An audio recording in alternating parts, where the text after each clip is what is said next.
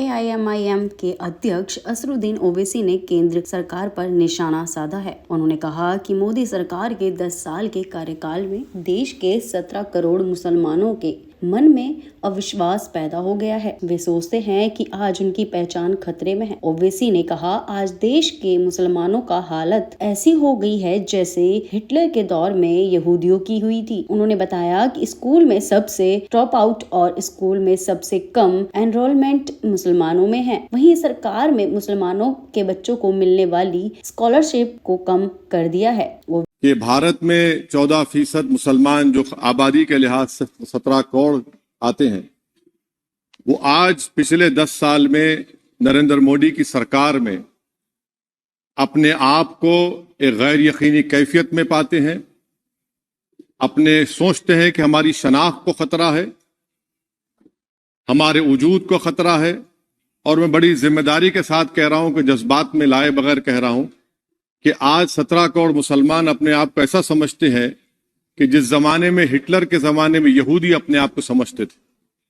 और उसकी मैं बताता हूं क्यों समझते हैं, बताता हूं आपको चंद मिनट में। सर, मिसाल के तौर पर आप देखिए खुतबे सदारत के हिस्से तहरीर का 32वां पैराग्राफ 32 पैराग्राफ में ड्रॉप आउट रेट का जिक्र हुआ, स्कूलों में इंदराज यानी एनरोलमेंट का जिक्र हुआ, एससीज का नाम लिया गया, एसटीज का नाम लिया गया, ओबीसीज का नाम लिया गया, लफ्ज अकलियत का नाम नहीं लिया गया, मुसलमान तो छोड़िए। और सबसे ज्यादा ड्रॉप आउट इस मुल्क में अगर स्कूलों में है तो मुसलमानों में है। सबसे कम एनरोलमेंट अगर है तो मुसलमानों में हायर एजुकेशन में। गवर्नमेंट का डेटा है सर कि मुसलमानों का जो स्टूडेंट ड्रॉप आउट है वो 14.42 से क्लास 1 से शुरू होता और वो क्लास 6 और 8 को पहुंचे अब तक वो 10.76 को पहुंचता है। ये गवर्नमेंट का डेटा है, यानी क्लास 1 से क्लास 6 से 8 तक ये हाल है। आपने क्या किया सर इस बजट में? प्री मैट्रिक स्कॉलरशिप को सिर्फ 9th क्लास तक महदूद कर दिया और इसमें आपने पैसे कम कर दिए प्री मैट्रिक स्कॉलरशिप में। और सर 2022-23 का बजट आप देखिए, 5026 करोड़ रुपए दिए गए थे, जिसमें से सिर्फ 663 करोड़ इस्तेमाल हुए। अब आप आ जाइए सर, AISHE का डेटा है कि हायर एजुकेशन में मुसलमानों का 8.5 ड्रॉप आउट रेट हुआ है।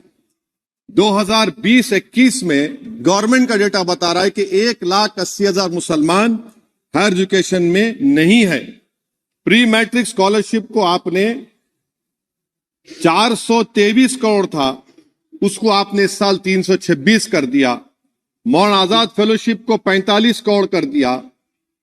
MCM जो 44 करोड़ था 33 करोड़ कर दिया। बताइए, जो सबसे ज्यादा जिसका कम्युनिटी का ड्रॉप आउट रेट है और जो हायर एजुकेशन नहीं, उससे आप ये बर्ताव करते हैं। ओवैसी ने पीएम मोदी पर निशाना साधा और कहा, लगता है पीएम मोदी पुजारी सम्राट बन चुके हैं। देश के राष्ट्रपति ने कहा था 22 जनवरी एक ऐतिहासिक दिन है। यह तारीख ऐतिहासिक दिन इसलिए है क्योंकि इसकी बुनियाद 6 दिसंबर को रखी गई थी। इस सरकार ने लोकतंत्र को खोखला कर दिया है और एक शख्स, एक मजहब, एक जुबान और एक विचारधारा को मजबूत कर दिया गया है। उन्होंने कहा, कोई भी सरकार और पार्टी सिर्फ जबरदस्ती से कायम नहीं कर सकती है। प्रधानमंत्री एक नया इतिहास लिखना चाहते हैं कि मैंने गांधी और अंबेडकर के देश को हिंदू राष्ट्र बना दिया है। मैं उम्मीद करता हूं कि हमारे हिंदू भाई प्रधानमंत्री की इस सोच को नाकाम करेंगे। इस 10 साल में हमने क्या देखा सर? जमहूरियत, हमारे वतन अजीज की को बचाना बहुत जरूरी है। ये गरीबों के लिए और कमजोरों की एक बहुत बड़ी ताकत है।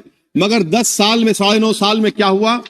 सिर्फ एक शख्स को मजबूत कर दिया गया, एक मजहब को मजबूत कर दिया गया, एक आइडियोलॉजी, एक नजरिए को मजबूत कर दिया गया, एक शनाख्त को सब शनाख्त के आगे दूसरी शनाख्तों को मिटाने की कोशिश की गई, एक जबान को मजबूत कर दिया गया। तो हमारी जमहूरियत तो खोखली हो चुकी है।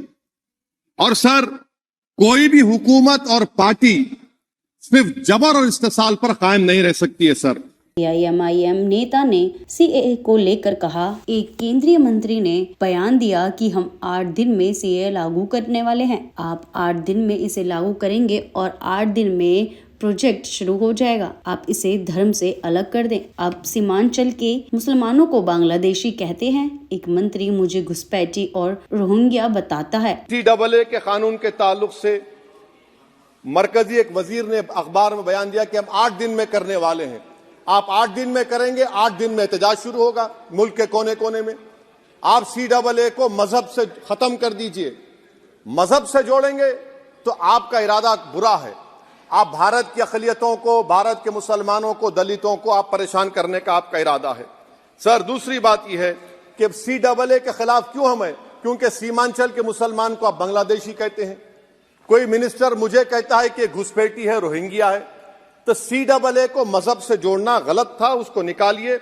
उन्होंने कहा, मुझे आज भी देश में रूल ऑफ लॉ पर भरोसा है। मेहरौली में 600 साल पुरानी मस्जिद को बिना नोटिस दिए ध्वस्त कर दिया गया है। आप हर मस्जिद को छीनना चाहते हैं। आप 1991 के वर्शिप एक्ट की बात क्यों नहीं करते? आप बस 500 साल की बात करते हैं। उससे पहले जैनिज्म और बौद्धिज्म पर जाइए। पहले लोकतंत्र नहीं था, बादशाहत थी। एक तारीखी दिन 22 जनवरी था, एक तारीखी दिन 31 जनवरी था। सर, रात के अंधेरे में अपील किए बगैर आप आरे लेकर रास्ता खोल देते हैं। क्या पैगाम दे रहे हैं सर? 600 साल की मेहरौली की मस्जिद को बगैर को नोटिस दिए आपने डिमोलिश कर दिया। रूल ऑफ लॉ क्या माने? अच्छा, 1991 के प्लेसेस ऑफ वर्शिप एक्ट पर क्यों नहीं बोलते आप लोग? आप उस पर कायम है नहीं है। आप 500 साल की बात करते। मैं आपसे कहता हूं भाई, 500 साल पे मत जाइए, बौद्ध पे जाइए, जैनिज्म पे जाइए, शैविज्म पे जाइए। कहां रुकेंगे? अरे, इस देश को आजादी मिली 47 में, संविधान मिला हमको बाबा साहब अम्बेडकर का बराबरी का। उससे पहले तो राजा रजवाड़े थे, जमहूरियत नहीं थी, लोकतंत्र नहीं था।